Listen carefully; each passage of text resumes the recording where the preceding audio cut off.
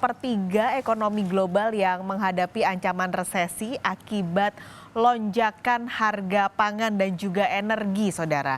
Nah, serta makin agresifnya kebijakan bank sentral di dunia yang menaikkan bunga acuan. Bagaimana strategi Bank Indonesia sebagai otoritas menahan risiko-risiko global terhadap Indonesia? Sodikin M. Juhro, Kepala Departemen Kebijakan Ekonomi dan Moneter Bank Indonesia sudah bergabung di Kompas Bisnis pagi ini. Pak Sodikin, halo, selamat pagi Pak. Selamat pagi Mbak Paskalis, wisatawan di rumah dimanapun Anda berada. Selamat pagi, salam sehat selalu. Salam sehat juga untuk Pak Solikin. Pak, ini tampaknya kalau kita masih bicara soal kondisi perekonomian global, khususnya risiko ancaman resesi, beberapa negara sudah merevisi pertumbuhan ekonomi, terutama ini negara maju, Pak Solikin. Dampaknya atau faktornya banyak, ada peningkatan inflasi, lalu juga ada agresifnya suku bunga The Fed dan juga penguatan dolar, serta risiko geopolitik yang masih tinggi. Ini bagaimana Pak? BI melihat kondisi ekonomi global saat ini? Iya, jadi begini, kita pahami sekarang ini suatu situasi global ini memang dalam kondisi yang memang diliputi oleh ketidakpastian yang sangat tinggi. Ya, apa istilahnya bahkan untuk kita bicara ke depan ini bahkan apa unpredictable, susah kita melihat kejadian ke depan. Kalau selama ini kita melihat sumber shocks ya dari perekonomian ini bisa umumnya sebelumnya bisa diidentifikasi oh ini dari sisi ekonomi gitu ya. Namun saat ini dan juga ke depan bahkan ini ada faktor-faktor yang sifatnya itu non ekonomi gitu. Ya bahkan kita bicara sebelumnya kita bicara ada wabah pandemi kemudian perang dan tentunya kami Bank Indonesia melihat ada paling tidak itu ada tiga aspek atau kejadian atau fenomena yang saling terkait yang perlu kita cermati bersama untuk melihat ke depan.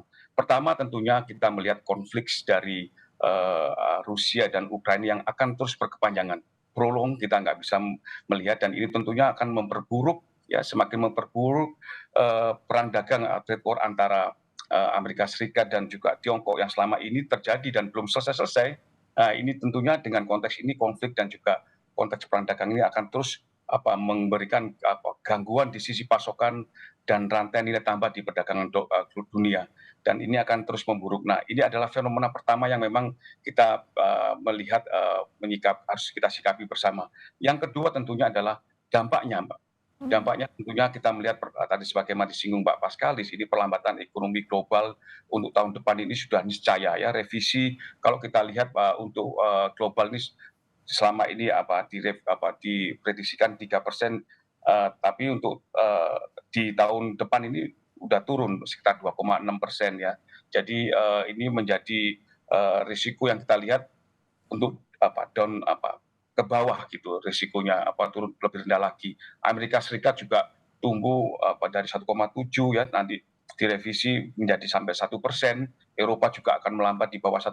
Ini tentunya juga belum lagi Tiongkok dan negara-negara lain. Nah, perlambatan ekonomi global ini juga akan terus tidak langsung atau mau langsung akan memberikan dampak pada perlambatan pertumbuhan ekonomi negara-negara emerging markets. Ini nggak bisa dipungkiri kan tadi ada rantai keterkaitan perdagangan global. Nah, yang sangat unik di sini dari konteks fenomena kedua ini di tengah ancaman pelemahan ekonomi global ini adalah inflasi yang masih tinggi. Ya, inflasi global ini sangat tinggi. Kalau kita lihat angka-angka ini ya sekitar 9% ini tahun ini. Ya, di Amerika itu 8,2%, di Eropa sekitar 9%. Ya, jangan dikatakan lagi kalau untuk negara-negara emerging market seperti Brasil, Turki, Argentina itu sudah jauh di atas itu. Nah, ini memang terus terang aja dampak dari yang pertama tadi. Jadi istilahnya gangguan rantai pasokan maupun ketegangan geopolitik yang terus akan memberikan peningkatan inflasi di tengah-tengah risiko pelemahan ekonomi global. Nah, fenomena yang ketiga yang menjadi penting sebagai perekatnya adalah dengan inflasi yang tinggi ini kenaikan suku bunga ini lebih agresif ini dilakukan oleh negara-negara maju dalam mengendalikan inflasi. Kalau kita selama ini melihat untuk Fed Fund Rate ini naik, memang terminal rate-nya itu bisa naik. Kalau sebelumnya diperkirakan 4,5%, ini bisa sampai nanti 4,75%, bahkan sampai 5% ini sebagai puncak tertingginya. Dan ini akan stay longer. Gitu. Mereka menyampaikan ini adalah higher for longer. Dan ini tentunya yang menjadi masalah, ini negara-negara Eropa juga seperti itu meningkatkan suku bunga. Poinnya adalah peningkatan suku bunga saja ini belum tentu bisa menurunkan risiko inflasi. ya karena memang inflasi yang terjadi itu tadi gangguan rantai pasokan, gangguan sisi supply. Nah inilah kita melihat keunikan-keunikan dari permasalahan yang memang sumbernya itu kita harus melihat lebih jeli lagi. Nah, semakin tentunya dengan peningkatan suku bunga itu semakin meningkatkan risiko stagflasi dan bahkan risiko resesi.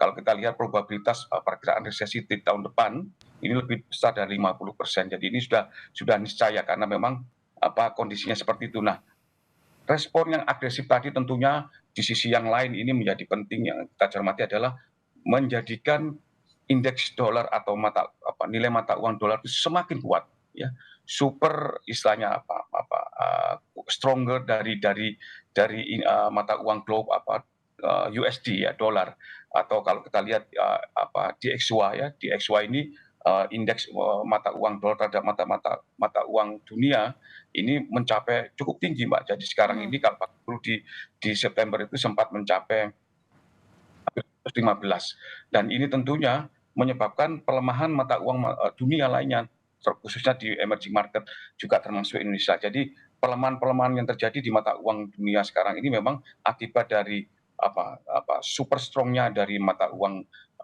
dolar, karena memang tadi ada peningkatan suku bunga yang agresif dalam merespon inflasi, dan tentunya ini akan mempengaruhi persepsi investor terhadap kondisi ekonomi keuangan dunia, karena memang sekarang ini cash is the king.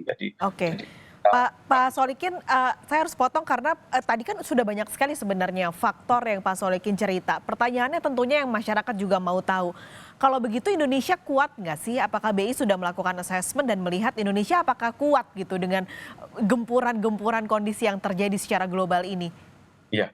Nah inilah kita syukuri ya, pertama, saat ini semua negara dalam survival mode ya, semua tuh istilahnya ketar-ketir kalau katanya Pak Gubernur ya, eee, dalam survival mode, dan kita melihat prestasi yang dicapai Indonesia, paling tidak kita melihat dengan risiko yang mengemuka tadi, ini tentunya kita syukuri bahwasanya berkat sinergi kebijakan antara pemerintah, Bank Indonesia dan juga otoritas terkait ini telah memberikan dampak positif pada terjaganya stabilitas makroekonomi dan sistem keuangan, dan juga ini terus mendukung pemulihan ekonomi nasional yang lebih ajak gitu ya.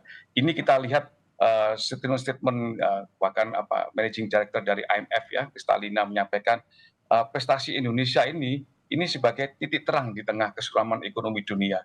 Jadi kita bersyukur, Mbak Paskalis ya, kita memiliki konteks koordinasi yang kuat ya, kita memiliki policy space ya, kita tidak hanya menggunakan suku bunga, kita dengan pemerintah menggunakan sisi fiskal, juga dengan dalam konteks KSSK ya, kita punya regulasi-regulasi untuk mengawal bersama bagaimana ekonomi ini tetap berdaya tahan dan juga bisa terus melanjutkan pemulihan ekonomi. Kita lihat pertumbuhan ekonomi aja sekarang itu.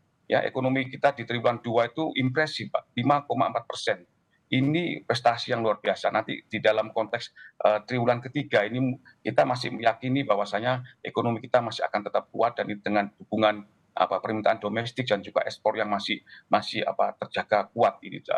Ini yang menjadi hal, dan juga investasi juga mungkin nanti akan terus berlanjut, khususnya untuk infrastruktur non bangunan. Ini banyak indikator yang membuktikan ini. Kita lihat dari keyakinan konsumen ya, penjualan eceran, kemudian dari kinerja ekspor, semua indikator-indikator yang ada di lapangan itu menunjukkan bahwasanya ekonomi kita itu cukup kuat ya, di tengah kondisi yang tadi saya katakan. Tumbuh 5% di dalam situasi sulit ini nggak gampang. Ini prestasi yang luar biasa. Dan kita memperkirakan nanti tahun ini kita akan tumbuh sekitar 45 sampai 53 di bias ke atas dalam kisaran itu. Jadi kalau antara 5,2% ya, ini adalah angka-angka yang selama ini kita disampaikan oleh Pak Gubernur, bias ke atas dari kisaran proyeksi 4,5 sampai 5,3%, dan ini tentunya berkat dari kuatnya sinergi kebijakan antara bangsa bersama pemerintah dan otoritas terkait.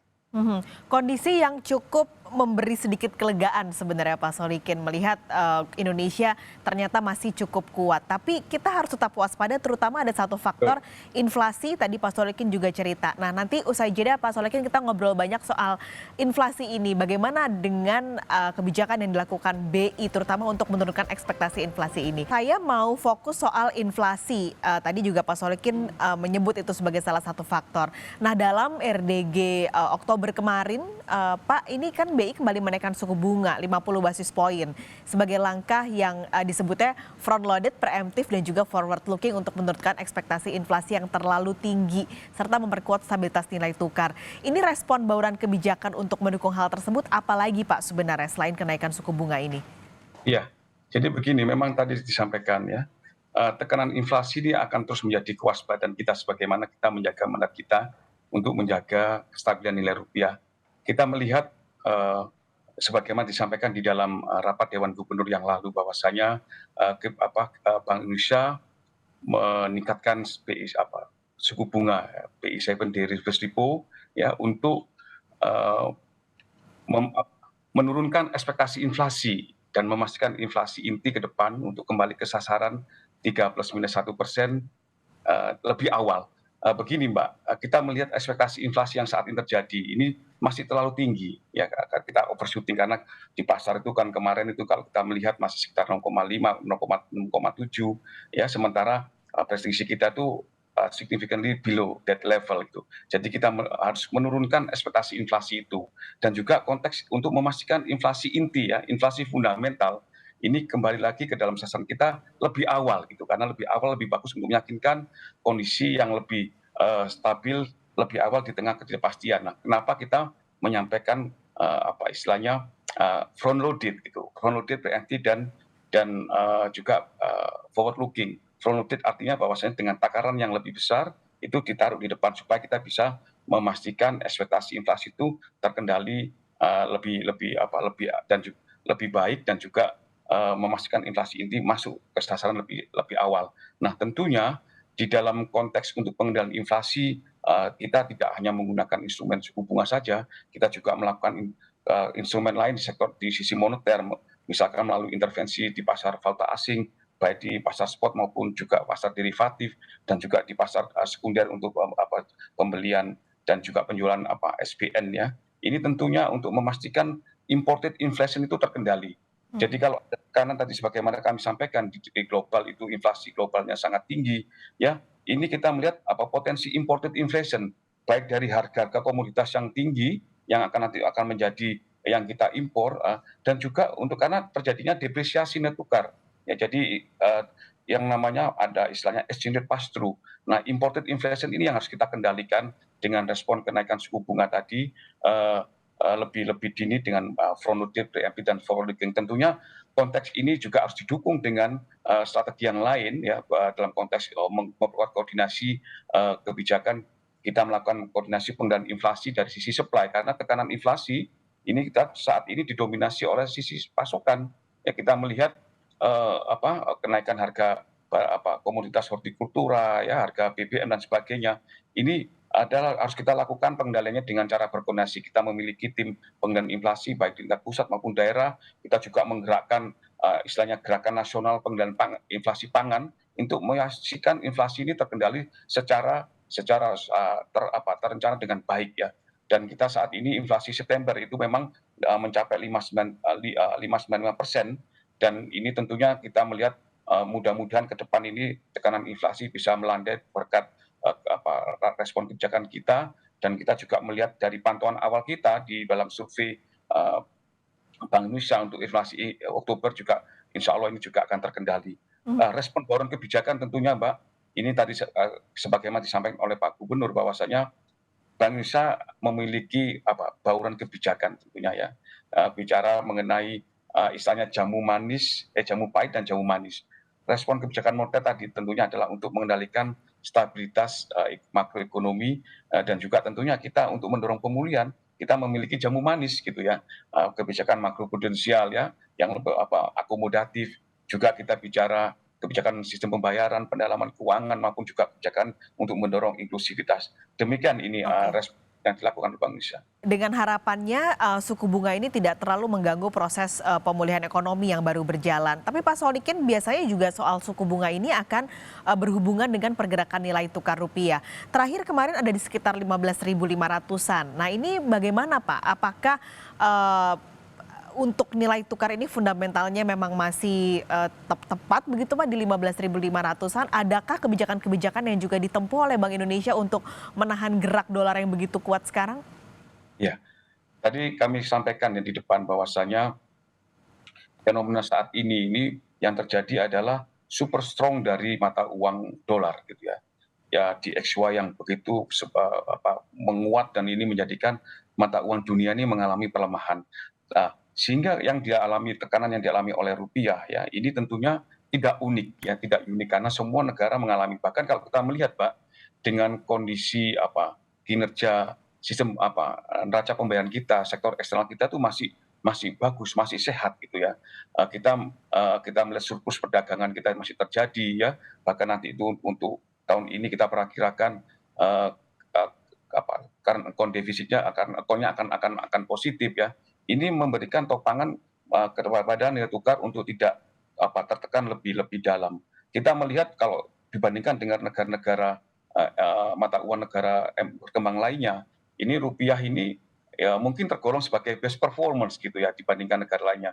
Kalau kita melihat dengan tekanan penguatan di XY yang sampai 115 itu, rupiah ini sampai Oktober ya, di akhir Oktober tepatnya tanggal minggu ini itu sekitar 8,7%. Nah ini masih kompetitif dibandingkan dengan tekanan yang dialami oleh mata uang negara lain seperti India itu di atas 10%, Malaysia itu di atas dia sekitar 12%, Thailand ya 12 hampir 13%. Jangan ditanya kalau untuk negara-negara di Amerika Latin, Brasil, Turki itu malah jauh lebih tertekan daripada rupiah.